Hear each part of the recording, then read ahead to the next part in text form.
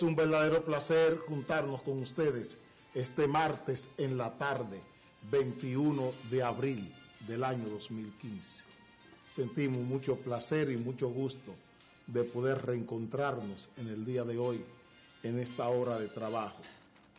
Quiero hacer una parte en la rutina del programa para dedicar este primer comentario del día de hoy a la gesta, al evento, al episodio que se llama Guerra de Abril. He querido hacerlo por la importancia política del hecho, no por la importancia histórica, la importancia política que este hecho tiene. Y como estamos viendo muchas distorsiones ideológicas con relación a este tema, he querido hacer una parte para dedicarle hoy a esa fecha que es el próximo 24, la fecha cuando se cumplen los 50 años de aquel alzamiento, de aquel episodio político que quieren hacerlo como un episodio histórico. Quiero fijar la posición de Acción Popular frente a esto. El poder es que hace toda la historia. Son las acciones, la rutina del poder político la que crea la historia. La historia del poder está llena de grandes construcciones y grandes destrucciones. Como el libro de un matadero que solo apunta cifras de reses o de cerdos o de cabras o chivos muertos. Así está hecha la historia, de grandes destrucciones y grandes construcciones. Y la Guerra de Abril no es un aparte de esa conducta del poder. La Guerra de Abril no tiene nada de histórico. Lo histórico es el hecho que lo crea el poder. El hecho histórico lo hace el poder. Y el poder no hace nada que sea moral. Que es lo que se ha hecho aquí.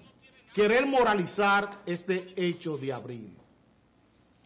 Es una acción de poder la Guerra de Abril. Tiene unos resultados y unos orígenes en el movimiento del poder. Aquí no hay nada casual. Aquí se ha querido comparar la Guerra de Abril con la Guerra de Independencia o con la Guerra de Restauración. Y no es así. Aquí en abril ni estaba en juego la independencia del país, ni estaba en juego la soberanía de la República. Eso vino después. Llegaron los yanquis después del 24 de abril, llegaron el 28, porque las mismas gente que le llamaron en el 16, que le llamaron en el 1907, en el 1916, en el 1965 y en el 1994, fueron quienes llamaron los yanquis. Que se entienda. El pretexto que se buscó en la lucha de poder para llegar al 1965, a esa conflagración, fue el retorno a la constitucionalidad. La vuelta al poder de Juan Bosch, derrocado el 25 de septiembre de 1963. ¿Por qué se derroca a Juan Bosch? Es la pregunta. En 1963. ¿Cuáles fueron los argumentos? ¿Quiénes derrocan a Juan Bosch? ¿Quién se alza en la montaña en 1963 con ocasión del derrocamiento de Bosch? Es Manolo Tavares Justo. Los mismos del 59 y los mismos del 49. Que se entienda. Es la dictadura de Trujillo que forja dos tipos de resistencia. Una resistencia patriótica y una resistencia oportunista. Políticamente hablando. Expresión de de fuerzas políticas de la pequeña burguesía urbana y de la burguesía nacional. No es lo mismo Poncio Pousaleta, no es lo mismo Horacio Ornes Cuascú, no es lo mismo esa gente, no es lo mismo el grupo de 59, los héroes de 59, del 14 de junio de 59, no es lo mismo que el grupo 30 de mayo. Cuando hablo de 59 y hablo de 49 con Cayo Confite, hablo de patriotas. Cuando hablo de 30 de mayo, es la gente que se pasó 30 años con Trujillo en la dictadura. Y cuando vio que Trujillo no le servía para nada, entonces decidieron eliminarlo. De eso es que estoy hablando. Y a la conflagración del 65, quienes se enfrentan son esos mismos grupos. ¿Quién trae los yanquis al país? Es Antonio Elbel Barrera, es el grupo 30 de mayo, el mismo grupo que tumba a Juan Bosch.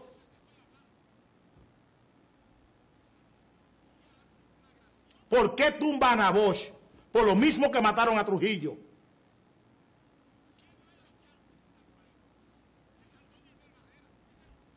Para apropiarse de lo de Trujillo, Juan Bosch era una molestia.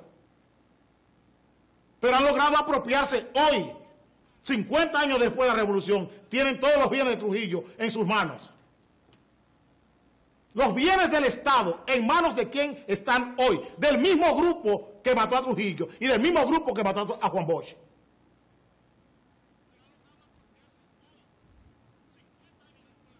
Y se está haciendo historia moral, ideológica. La historia moral e ideológica.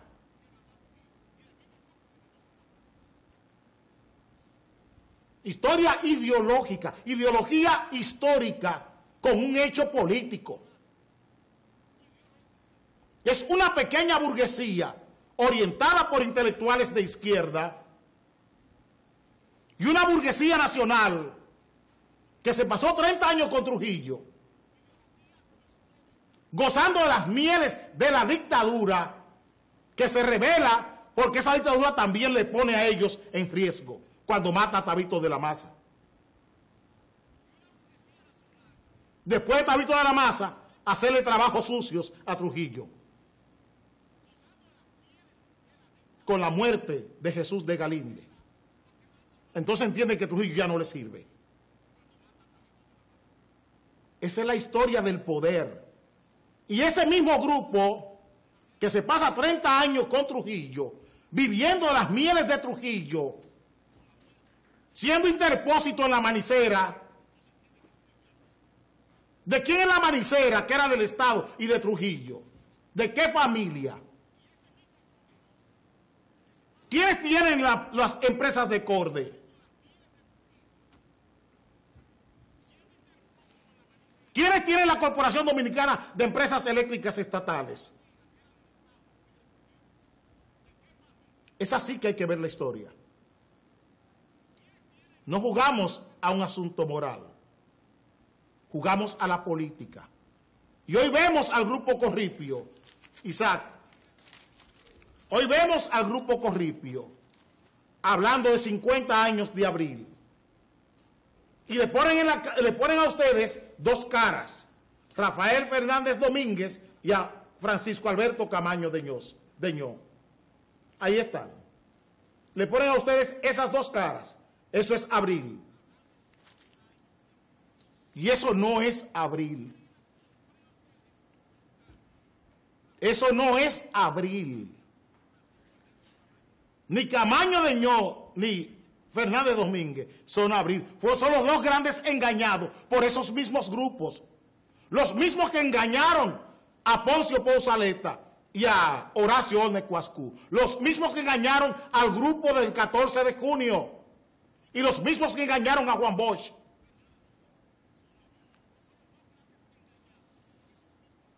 En nombre de un partido que se llamaba Unión Cívica Nacional.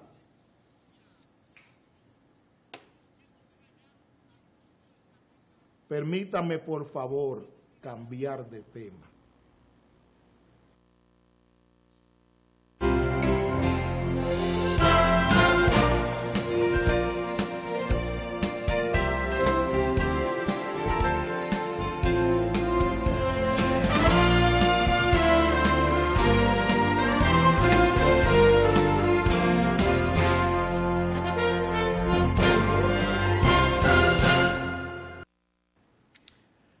La ministra de Salud Pública, voy a decirle que yo sé que hay mucha gente queriendo que le siga hablar, que se le siga ampliando el tema. Haré lo posible por ver si en cualquier día de la semana puedo dedicarle otro segmento a este tema. Porque aquí hay muchas mentiras que los perdedores de siempre, muchas mentiras que los perdedores de siempre han querido ocultar en una dignidad y en una moral que no tienen. Aquí hay gente que ha tributado sacrificios humanos y familiares casi iguales que lo que hizo Duarte, que lo que hizo la familia Duarte y Díez en este país. Ese grupo que vino en el año 49 nunca le ha pasado factura a este país. Ese grupo que vino aquí en el año 59 a luchar contra la dictadura de Trujillo nunca le ha pasado factura y nunca vivieron de las mieles de Trujillo. Sin embargo, ese grupo 30 de mayo, que vivió 30 años haciendo lo que Trujillo hacía, todavía hoy están viviendo de las mieles del Estado en nombre de una heroicidad que no tienen.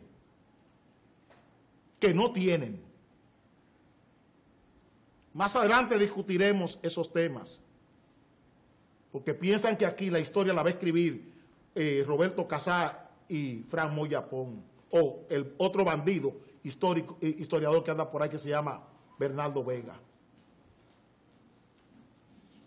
No se ocupen. O sea, tendrá que salir la historia. Hay un joven historiador importante en Santiago de apellido Espinal.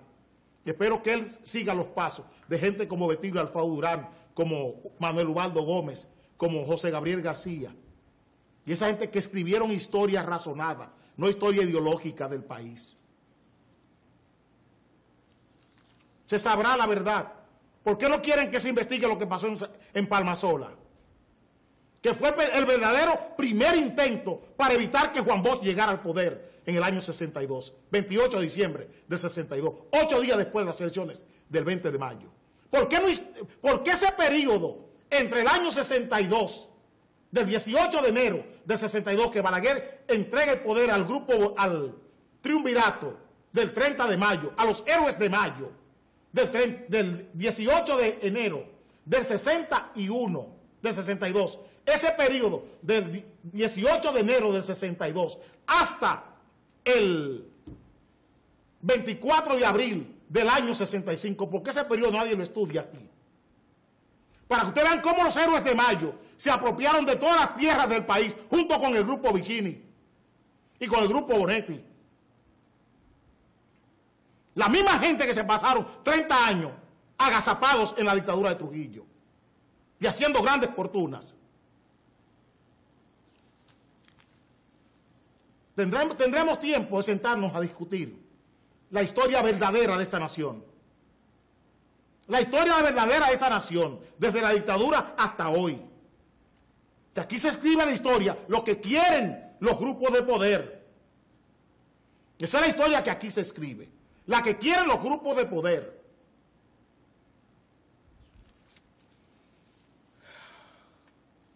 Vamos al tema. Es que me apasiona mucho y también me da mucha rabia, porque aquí ha habido un gran engaño histórico y hay que comenzar a colocar las cosas en su verdadero lugar, en su verdadera dimensión política, porque es la política la que hace la historia. La historia no es ciencia social, es ciencia social cuando se redacta. La historia es política, porque es el poder quien hace la historia, porque el poder no es un ente natural, es un ente abstracto, es un ente cultural. No tiene esencia el poder. El poder no tiene esencia, lo que tiene es historia. Y esto es lo que estamos haciendo. Y quienes se sientan ofendidos, la mesa está aquí como siempre, abierta para venir cuando quieran, sin avisar. Todo el que se sienta aludido. Dice la ministra de Salud Pública que los bancos de sangre tienen que estar bajo el orden del Ministerio de Salud Pública. Yo estoy de acuerdo con ella, porque esta es una respuesta a la directora de la Cruz Roja, la doctora Ligia Lerux, que ella quiere que los bancos de sangre estén bajo el control de la Cruz Roja. Yo estoy de acuerdo con doña Altagracia Guzmán Marcelino. Ahora, ¿en qué difiero de Altagracia Guzmán Marcelino? En la realidad política de la sangre. ¿Qué ha hecho Salud Pública para estructurar 3 o 4 bancos de sangre en el país? ¿Qué ha hecho Salud Pública? ¿Cuál es el plan que tiene Salud Pública para dotar al país de sangre suficiente? ¿Qué ha hecho? Si usted quiere tener el control de los bancos de sangre del país, pero aquí se necesitan 4 centros regionales para almacenar sangre para cualquier eventualidad que pudiéramos vivir en el futuro. Este es un país que está en la línea, en el riesgo sísmico. Aquí en cualquier momento hay una catástrofe por un terremoto, en cualquier lugar, en cualquier momento. En cualquier momento por un evento de la naturaleza puede provocarse un ciclón, puede provocar la urgencia de sangre. Tenemos una temporada ciclónica, ¿cuánta sangre disponemos? Este es un país con un nivel de violencia en crecimiento. Y las urgencias médicas por la violencia, la criminalidad y la delincuencia están ahí. ¿Qué disponibilidad tenemos de sangre? La policía, ¿qué disponibilidad de sangre tiene? Las Fuerzas Armadas, ¿qué disponibilidad de sangre tiene? Esas son realidades políticas. No es que usted tenga las ínfulas lógicas de que eso esté bajo el control de Salud Pública. ¿En qué condiciones estamos con sangre? No es un titular, doctora Marcelino. Necesitamos saber qué disponibilidad tenemos de sangre en el Ministerio de Salud Pública. ¿Qué están haciendo para cubrir la necesidad que tenemos de 3 o 4 grandes centros regionales de acopio de sangre? 2 cuando menos aquí en la capital, 1 en Santiago y otro cuando menos en Asua, o en Barahona, en San Pedro de Macorís o en La Romana. ¿Qué estamos haciendo con eso? ¿Qué disponibilidad de sangre tenemos? No es que usted le diga al país que usted está de acuerdo, y yo estoy de acuerdo también, porque nunca he estado de acuerdo con que nada que tenga que ver con las estrategias, con los recursos estratégicos del país, esté en manos privadas. Nunca he estado de acuerdo con eso.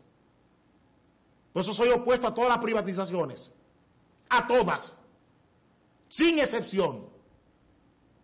Nosotros somos opuestos políticamente a todos los procesos privatizadores de lo que es estrategia del Estado.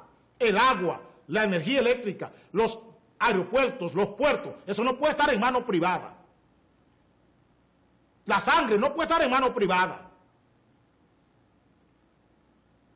Son recursos estratégicos, geopolíticos de un Estado, y eso no se privatiza. Eso no se privatiza, pero aquí se ha hecho. Pero políticamente somos contrarios a eso. Somos contrarios a eso. Entonces, dígame ahora que usted está opuesta a que vaya a manos privadas, igual que nosotros. ¿Qué usted está haciendo para crear los bancos nacionales de sangre y los bancos regionales de sangre que necesita este país? Sí, es muy bonito que usted diga eso, pero ¿qué usted está haciendo para que Barahona tenga sangre a tiempo? ¿Qué usted está haciendo? ¿Qué usted está haciendo para que San Juan de la Maguana tenga sangre a tiempo? ¿Qué usted está haciendo para que Samaná tenga sangre a tiempo? Contéstenos eso, doctora Guzmán Marcelino. ¿Qué está haciendo usted para que Pedernales tenga sangre? ¿Qué está haciendo? ¿Qué está haciendo para que Higüey tenga sangre, doctora Marcelino? Porque esa es la realidad. Para que Puerto Plata tenga sangre, para que el Ceibo tenga sangre, para que Atomayor tenga sangre. disponible. Si usted debe tener la propiedad, es salud pública quien debe tener el control absoluto de los recursos sangre en República Dominicana. Pero ¿dónde está? ¿Qué usted controla? ¿Qué poder usted tiene sobre la sangre hoy? ¿Qué pasa en el Padre Villini? Si allí una diálisis no se puede hacer. Esa es la realidad, doctora. Si una diálisis no se puede hacer, hay que posponer a 3 y 4 veces. ¿Qué usted está haciendo para la gente trasplantadas? ¿Qué está haciendo para la gente trasplantada, doctora Marcelino? ¿Tiene control de la sangre? No la tiene. ¿Tiene control de los medicamentos? Tampoco. ¿Hay disponibilidad para medicamentos para esa gente? No. Pero podemos gastar 500, 600, 800 millones de pesos para comprar diputados y ofrecerle contratas a diputados y a senadores. Y no podemos construir 3 bancos de sangre regionales en el país. Permítame cambiar de tema.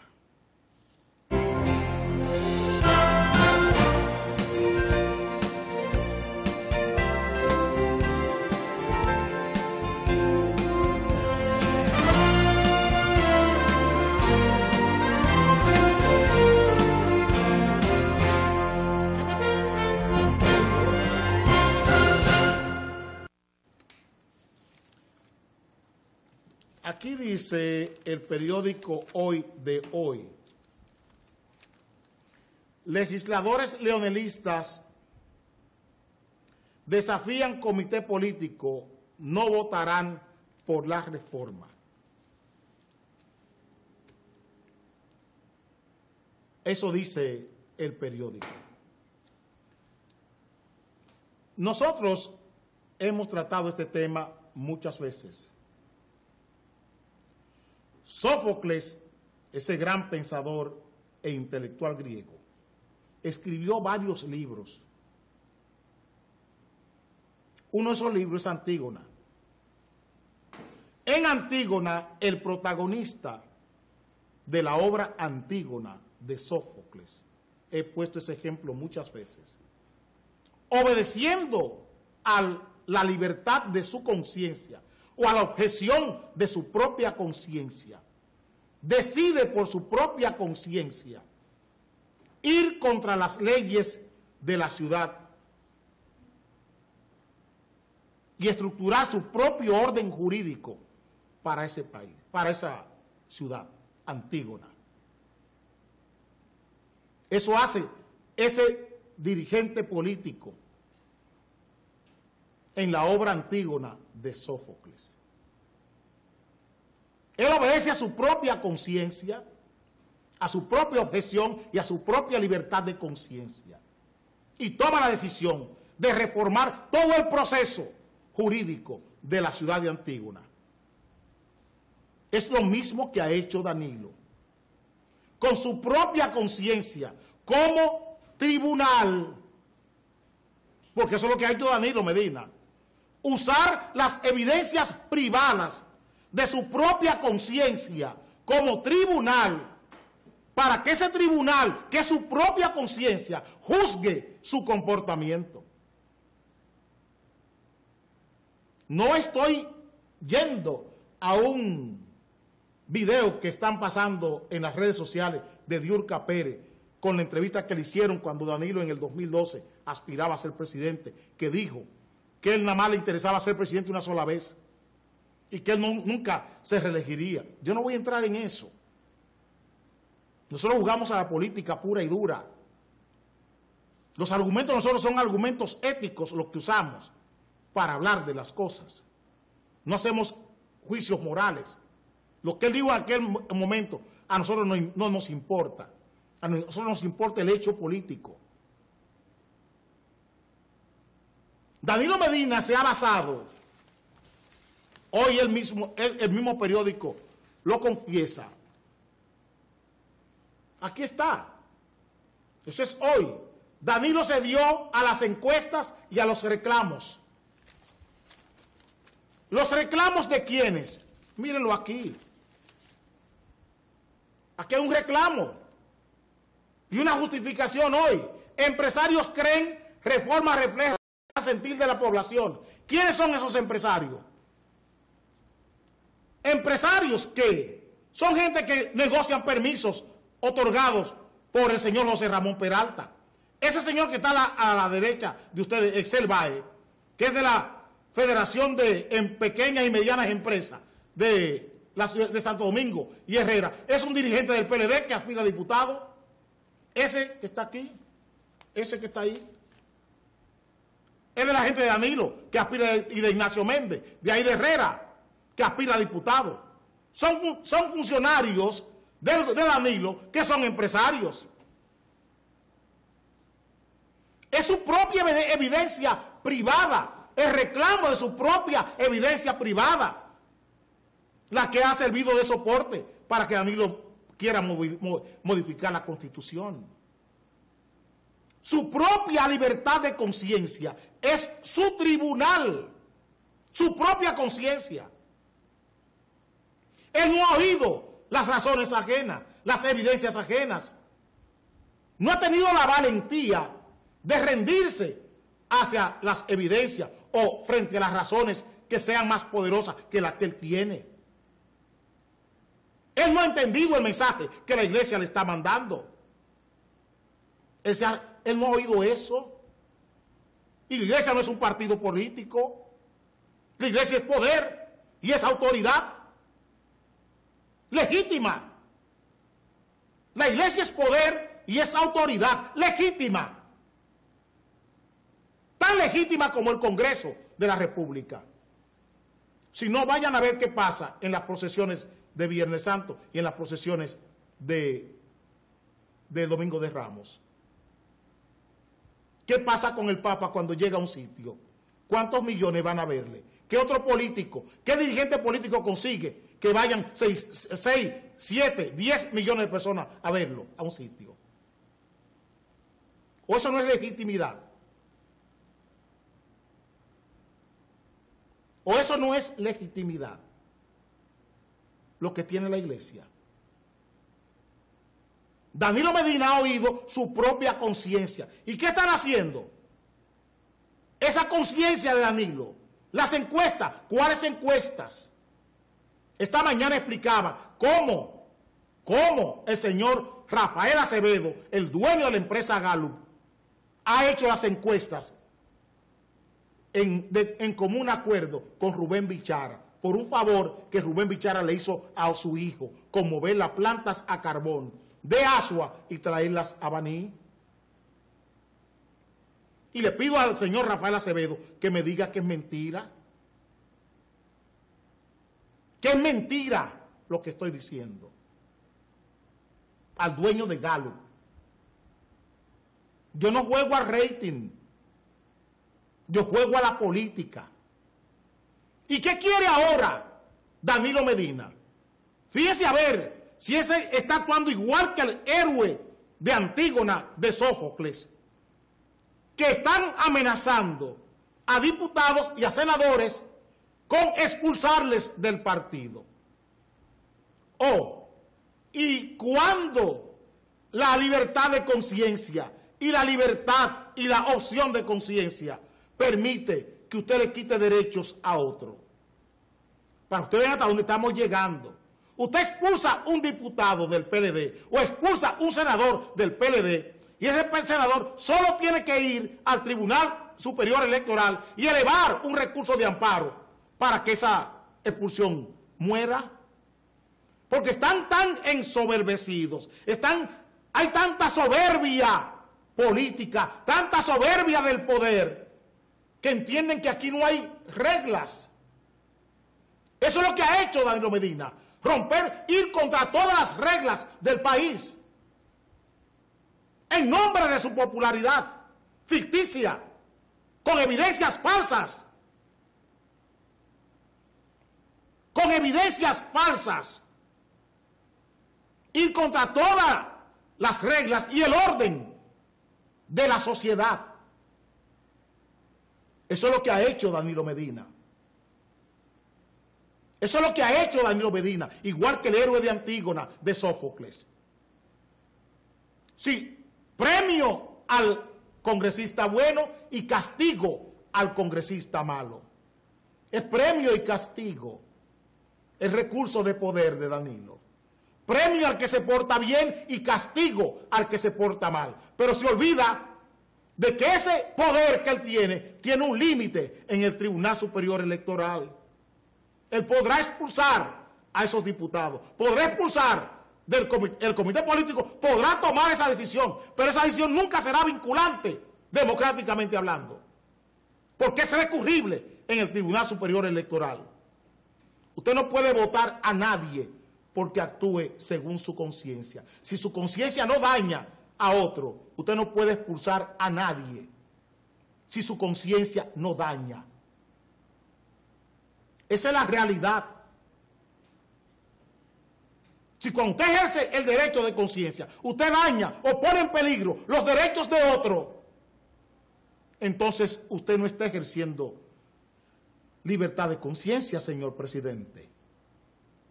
Usted podrá decirle a periodistas y a políticos amigos, aún en la oposición, y convencerle a Fernando Civilio, no. Estamos hechos de otra madera. Y hemos procurado que en la vida de nosotros solo escribamos nosotros.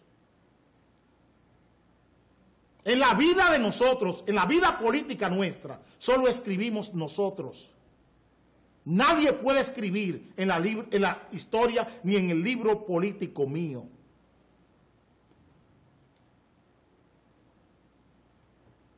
En esta vida política solo la escribo yo. Por eso es tan incómodo tenerme a mí hablando en los medios de comunicación, en gobiernos como este, mediocres. En gobierno de gente que no piensa más que en el dinero que dispone. Y no en el talento, no convencen a nadie, porque no hay capacidad, porque no hay inteligencia, porque no se conocen ni los recursos del poder, ni tampoco se conocen las estrategias que deben usarse en el poder. Ese es el grave problema, y se lo advertimos el lunes, ayer en la mañana, que el poder no lo determinaban una votación de 23-12. Que eso era una decisión en el comité político, que eso nada tenía que ver con la política real. Hoy ustedes ven a Jaime Aristi Escuder, diciendo esto. Jaime Aristi Escuder, abajo, ahí, dicen reelección no causaría incertidumbre, dice Jaime Aristi Escuder, y dice que la buena gestión de Héctor Valdés Albizu, el hombre que decía que Héctor Valdés Albizu tuvo 8 años diciendo que Héctor Valdés Albizu tenía un juego Ponzi en el Banco Central. Miren qué tipo de evidencias son, qué bajeza, qué mediocridad es la que está exhibiendo Jaime Aristi Escuder para soportar la reelección, porque es un asalariado del gobierno hoy. Esa es la diferencia. En el libro mío nadie puede escribir, por más dinero que tenga.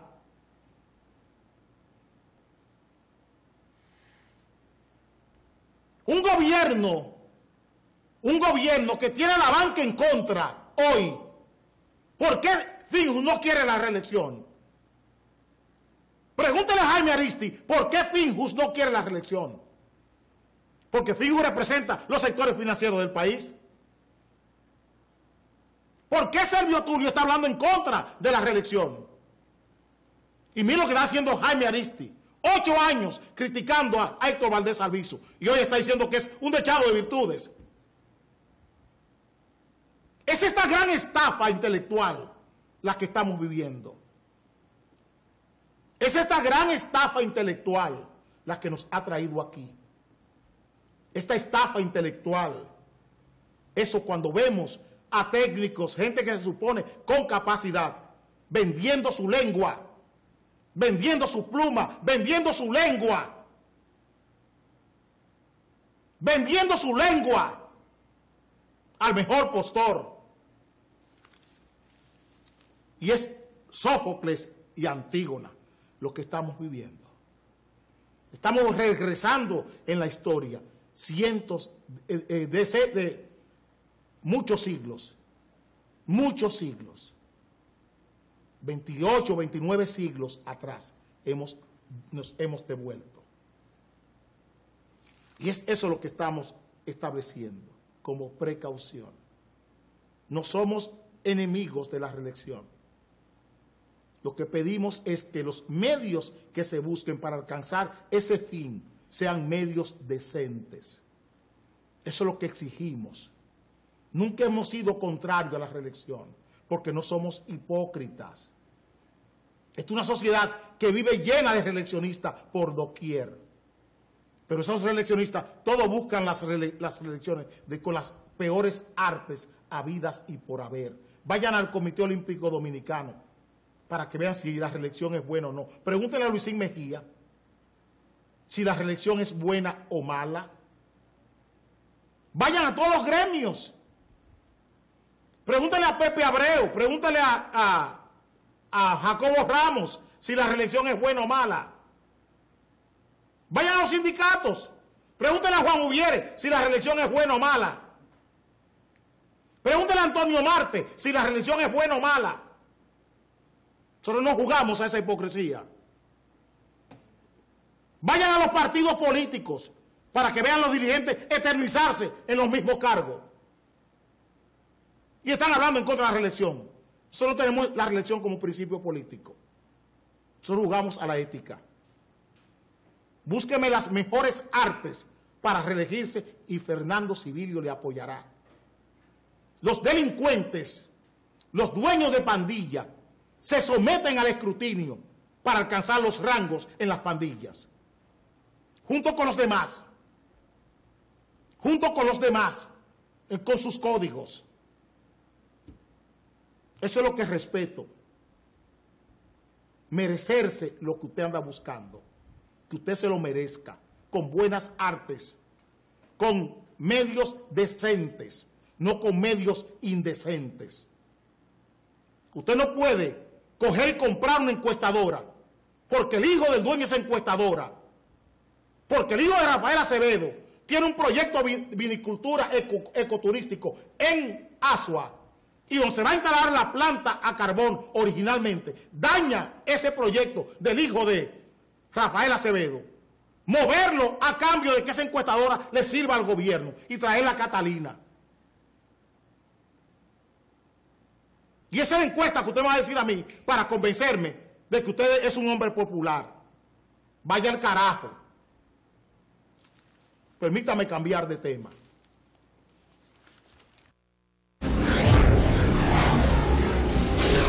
Santiago de los Caballeros, que dijo, a Hermanas Mirador, que dijo, el Distrito Nacional, San Cristóbal, Peravia, Asua, Barahona, San Juan, Pedernales, Elías Piña, el país entero ha dicho, yo he sido y soy un soldado del Partido de la Liberación Dominicana.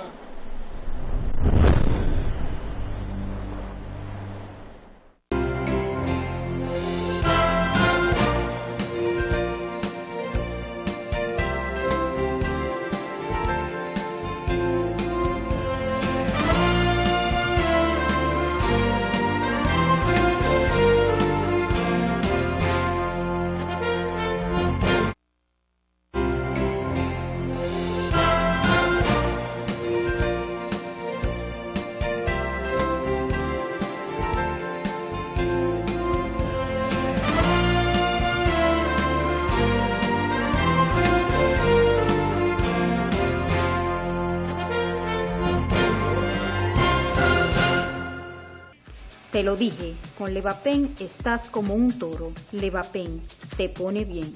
Busca tu alegría en la farmacia Levapen. Siempre bien.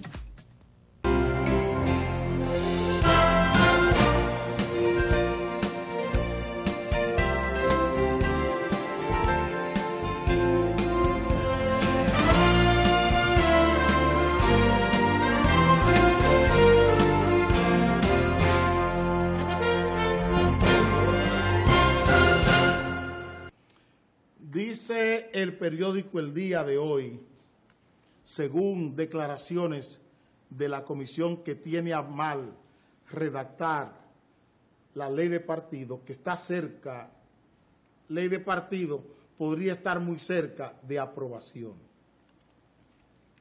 Sí, la ley de partidos. Y la ley electoral. Estamos buscando una ley de partidos, correcto. Una ley de partidos para que los partidos se pongan una camisa de fuerza, pero no se dan cuenta.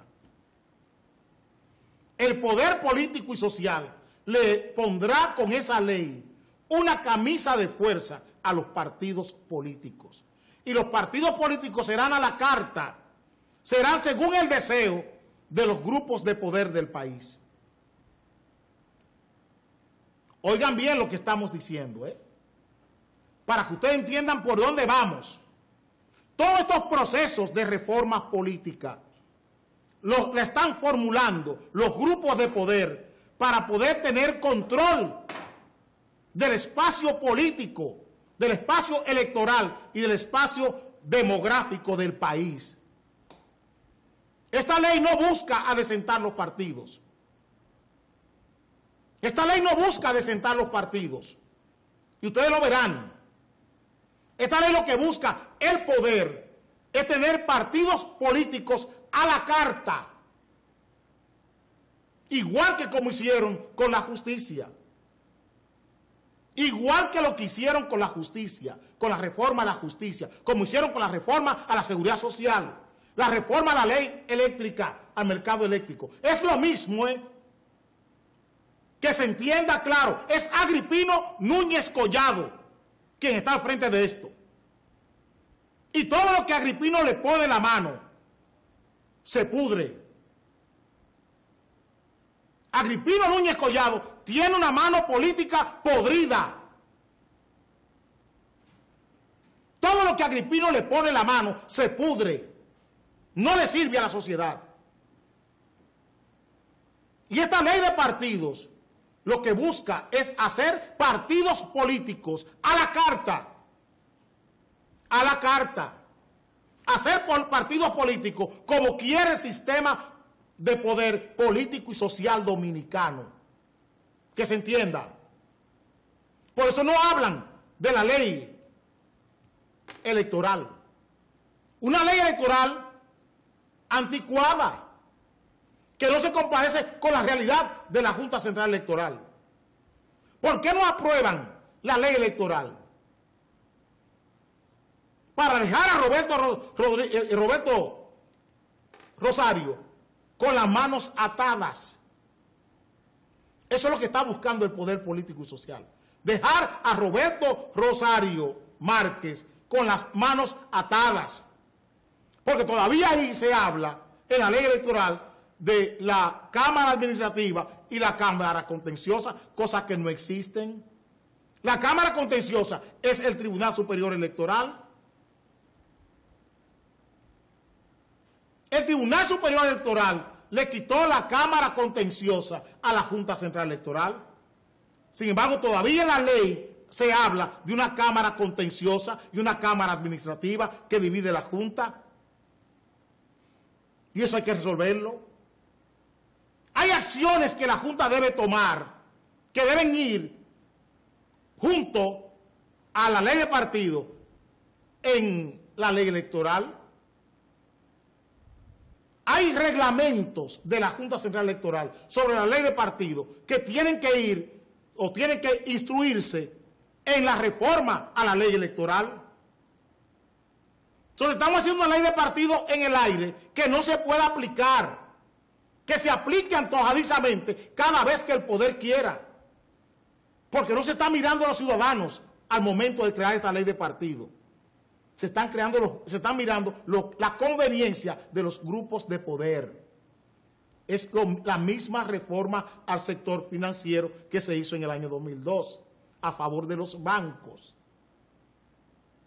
Ningún poder aquí en este esquema que tenemos, este sistema político que tenemos, no es posible conseguir ninguna ley que sea al servicio de la ciudadanía.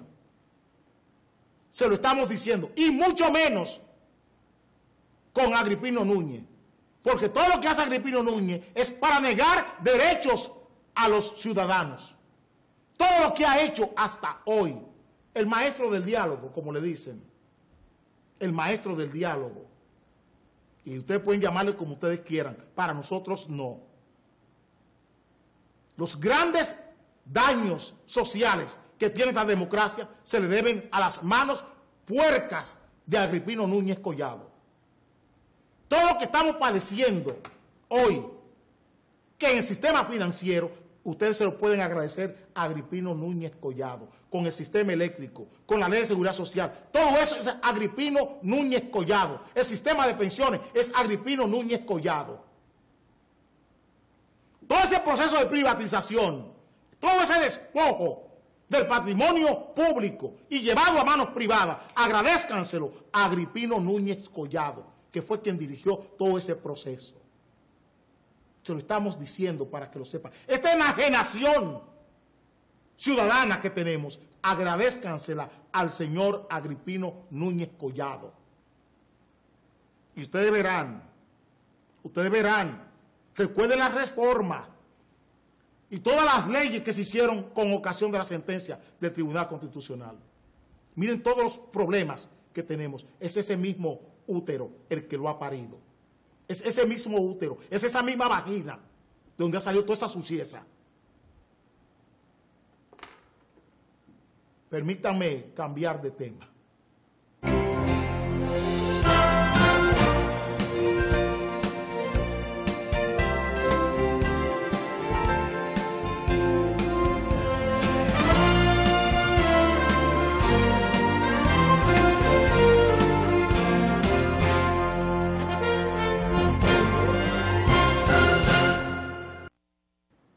Voy a cerrar el programa de esta tarde con un tema internacional que nos compete directamente a nosotros.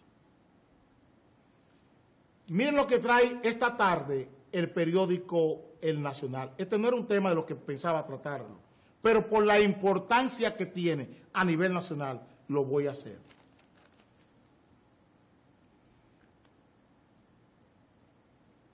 Senado de Estados Unidos a punto de votar proyecto de tráfico humano, y ahí también está el aborto.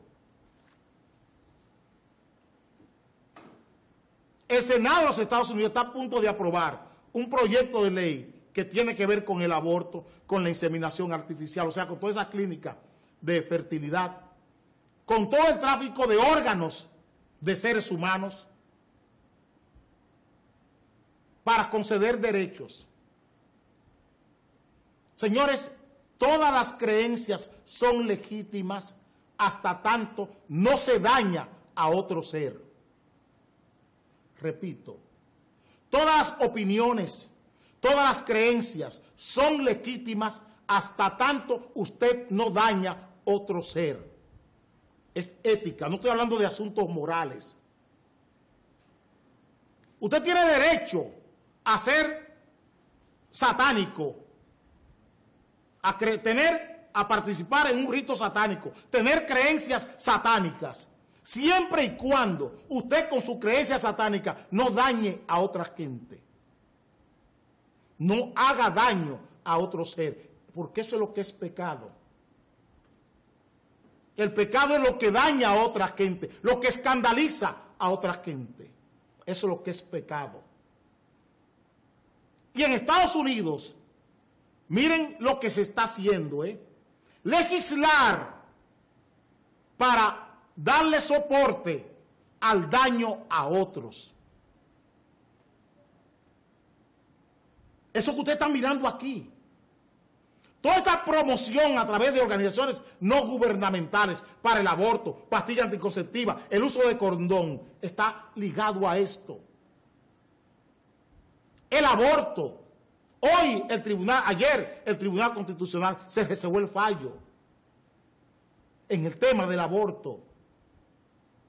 ¿Por qué? ¿Qué es el aborto? ¿Por qué yo digo y decimos y sostenemos que el aborto no es un derecho?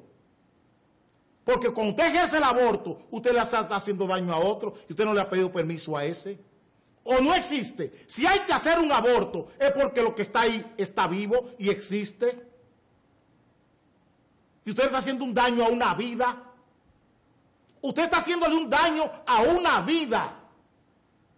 Usted podrá creer lo que quiera. Y usted tiene legitimidad en lo que usted cree. Pero cuando usted tiene que, por lo que usted cree, que hacerle daño a otra vida, entonces ya eso no es derecho. Ya eso no es derecho. Cuando usted comienza a hablar de que usted tiene que negociar un riñón para estar vivo, que usted tiene que negociar un hígado, que tiene que negociar un páncreas, que tiene que negociar un corazón para estar vivo, que usted va a hacer negocio con el corazón de otro, que usted va a hacer negocio con el semen, con la esperma de otro, que usted va a pagar por adoptar un niño, que usted va a una clínica de fertilidad a buscarle una inseminación y a crear un hijo pagando 50, 60 mil dólares por un proceso para parir, y parir una persona que no tiene que ver nada con usted, que no tiene ningún vínculo genético con usted, cuyos caracteres no son los suyos, no responde al mapa de genoma humano suyo. Usted está jugando con la vida. Y ¿por qué van a crear esa ley? Porque en Estados Unidos están naciendo 40,000 y 45,000 niños en estas condiciones cada año. Cada año nacen en Estados Unidos 40,000, 45,000 niños en esas condiciones, que dan en un hogar que la mujer no lo ha parido, o que lo ha parido, pero ni es la esperma, ni el óvulo, ni de la mamá que tiene ahí legalmente, ni del papá que tiene tampoco legal. Que no tiene ninguna vinculación genética. Y es para eso que estamos legislando. Es para eso que estamos legislando. Para que dos hombres, cuando se casen, puedan tomar un niño y adoptarlo. ¿De quién lo parió? Cuando dos hombres se casan, ¿quién es que pare el niño? Biológicamente. Cuando dos mujeres se casan y adoptan un niño, ¿cuál de las dos es que insemina a la otra? ¿Cuál de las dos es que tiene el semen, que tiene el esperma para fecundar el óvulo de la otra? Eso es lo que tenemos que mirar políticamente. ¿Hacia dónde vamos como sociedad? ¿Hacia dónde vamos? Esto me dicen que tengo que separarme. Mañana nos veremos a las 7. No es jamás en la vida un amedrentamiento ni una bravuconada, pero nos veremos a las 7 mañana.